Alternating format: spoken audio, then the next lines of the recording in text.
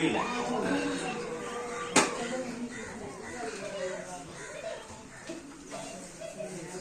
நான் சொல்றதெல்லாம் பயன்படுத்துற மாதிரி தெரியலையே. தலை காட்ட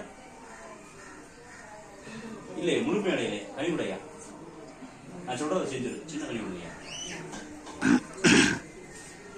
இதப்படி நல்லா வார்த்தை வீட்டுக்கு போன உடனே இதுல சூடத்தை வச்சு தலையில ஏத்த முடியுமா?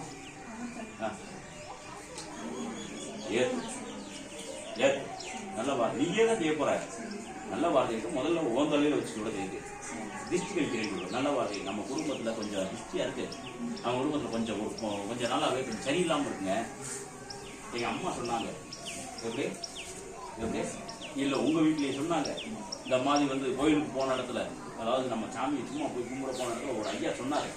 சொல்லப்படியா அது என்ன செய்ய சொன்னாங்கன்னா, சும்மா நம்ம வீட்டுல கொஞ்சம் சூடத்தை ஏற்றி தலையில வச்சு கழிச்சா கொஞ்சம் சில விஷயங்கள்லாம் நடந்துருமா, நம்மளுக்கு சில காரியங்கள்லாம் கூடி வந்துருமான்னு சொன்னாங்க. அப்படின்னு சொல்லிட்டு ஓதலையை சூடத்தை ஏற்றி வச்சுட்டு அப்படியே திரும்ப தலையை வச்சுட்டு மறந்துடக்கூடாது.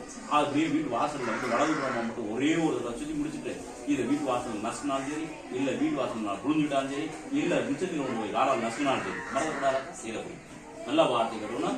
அடுத்து நான் கண்டிப்பா நிப்பாட்டி கொடுத்துறேன், சேர வச்சு தரேன். முதல்ல மறந்துடக்கூடாதா. இதை நீ என்ன செய்யறேன்னா சாப்பிடுறதுல பயன்படுத்தணும். இதை இப்ப கொடுத்த கனி மறந்துடக்கூடாதா. இது எல்லாமே 7 நாளைக்கா இருக்கும்.